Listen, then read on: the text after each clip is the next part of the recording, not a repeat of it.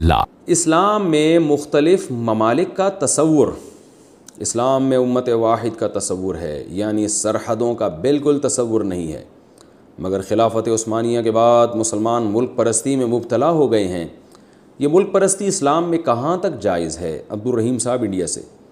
یہ بات بالکل درست ہے کہ اسلام سرحدوں کو نہیں مانتا، اسلام میں صرف ایک سرحد ہوتی ہے، ایک دارالاسلام اور دارالکفر، تو اس کے علاوہ کوئی سرحد نہیں ہے اسلام میں۔ لیکن بدقسمتی کہ جب بنو امیہ کی خلافت کا خاتمہ ہوا تو اندلس میں الگ خلافت قائم ہوئی، بغداد میں الگ خلافت قائم ہوئی، کیونکہ علامہ ابن تیمیہ رحمہ اللہ نے ایک بڑی پیاری بات لکھی ہے کہ اسلامی دنیا میں جب بھی بغاوت ہوئی ہے، چاہے وہ بغاوت کرنے والے کتنے ہی نیک لوگ تھے اور جن حکمرانوں کے خلاف بغاوت ہوئی وہ کتنے ہی برے لوگ تھے، لیکن اس بغاوت کا انجام بہت بھیانک نکلا ہے، بجائے فائدے کے الٹے اور زیادہ نقصانات ہوئے۔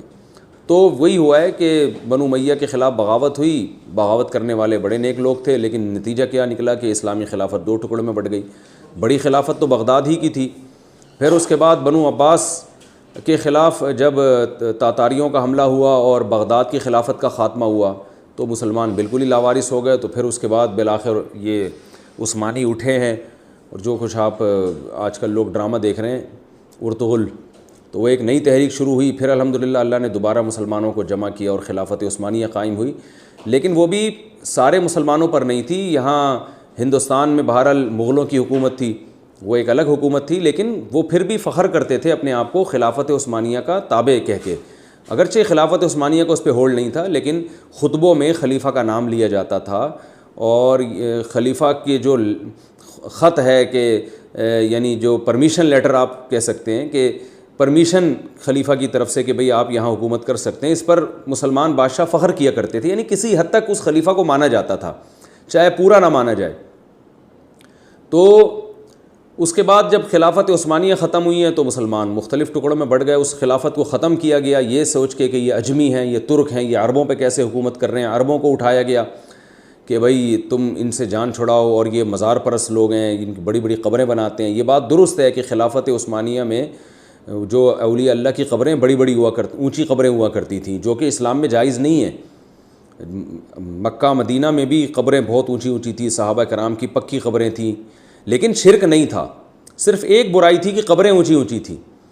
تو حکومت کی ایک برائی کو اگر آپ خلیفہ کی ایک برائی کو ختم کرنے کے لیے بغاوت کرتے ہیں تو ایک برائی تو ختم ہوتی ہے، لیکن 100 برائیاں جنم لیتی ہیں۔ آپ صلی اللہ علیہ وسلم نے جو ہمیں ترغیب دی ہے وہ اطاعت کی ترغیب دی ہے کہ امیر یا خلیفہ چاہے اچھا ہو چاہے برا ہو، تم نے اس کی اطاعت کرنی ہے، اس کے خلاف بغاوت نہیں کرنی ہے۔ یہ بخاری مسلم کی متفق علیہ صحیح حدیث ہیں اس بارے میں۔ تو وہی ہوا کہ خلافت عثمانیہ میں چند بدعات تھیں جو کہ صحیح نہیں تھیں، بدعت تو بہرحال بدعت ہوتی ہے، لیکن ان بدعات کا بہانہ بنا کے خلافت عثمانیہ کے خلاف عربوں کو بغاوت پہ اکسایا گیا کہ آپ توحید کے نظام کو لے کر آئیں، حالانکہ وہ بھی توحید پرستی تھے ترک خلفاء، لیکن بہرحال کچھ بدعات تھیں، تو وہ بدعات تو ختم ہو گئی، لیکن جو مسلمانوں کا حال اس کے بعد سے ہوا ہے، اب جو کچھ ہمارے پاس ہے یہ غیر مسلموں کی طرف سے ہمیں گریوی میں ملا ہوا ہے، گریوی میں ملا ہوا ہے، وہ جب چاہیں ہمیں ختم کر دیں، ہماری توحید کو بھی ملیا میٹ کر دیں 2 منٹ میں جب چاہیں۔ تو جب تک خلافت عثمانیہ تھی بوسنیا میں کسی نے میلی آنکھ اٹھا کے نہیں دیکھی۔ فلسطین کی جو مٹی ہے، اسرائیل نے کہا تھا فلسطین میں مجھے زمین دے دو، تو خلیفہ نے کہا تھا زمین دور کی بات، شاپر میں نا مٹی اٹھا کے لے جانے نہیں دوں گا میں یہاں سے۔ تو مسلمانوں کی طاقت تھی، قوت تھی، کچھ برائیاں تو ہوتی ہیں، آج کون سا اسلامی حکومتیں جو قائم ہیں وہ دودھ کی دھلی ہوئی ہیں، اگر ان میں ایک برائی نہیں ہے تو 100 برائیاں دوسری ان میں آ گئی ہیں۔ تو بڑا ظلم ہوا خلافت عثمانیہ کے ساتھ، ان کی چند خامیوں کو دیکھ کر ان کے خلاف بغاوت پہ گوروں نے اٹھا لیا مسلمانوں کو، اور وہ بغاوت کے نتیجے میں ایسی کی تیسی کر دی۔ اب ہم اس پہ بڑے خوش ہوتے ہیں کہ توحید کا نظام دنیا میں قائم ہو گیا، قبریں مسمار کر دی گئیں، بہت اچھی بات ہے، قبریں اونچی نہیں ہونی چاہیے، لیکن صرف ایک ہی کام اچھا ہوا، باقی کیا ہوا ہے آپ دیکھتے ہیں دنیا کے سامنے، امریکہ کے غلام بن گئے، اور جناب ہم غیروں کے غلام بن گئے، ہماری اپنی قوت ہی نہیں ہے۔ تو لیکن اب ہم یہ کہتے ہیں کہ جو بچ گیا ہے اس کی قدر کریں، بہت سے ٹکڑوں میں ہم بٹ تو گئے ہیں، پاکستان بن گیا، سعودی عرب بن گیا، دبئی بن گیا، عمان بن گیا، مسقط جو ہے نا یہ، اور مصر بن گیا، بہت سارے ممالک ٹکڑوں میں تقسیم ہو گئے، لیکن اب اگر آپ ان ممالک کے خلاف بغاوت کریں گے، لیول خلافت کا ہوگا تو بھی خلافت قائم نہیں ہوگی، بلکہ جتنا ہے اس سے بھی جائیں گے آپ۔ تو some thing is better than nothing کے اصول پر عمل کرتے ہوئے اب اسی پہ گزارا کریں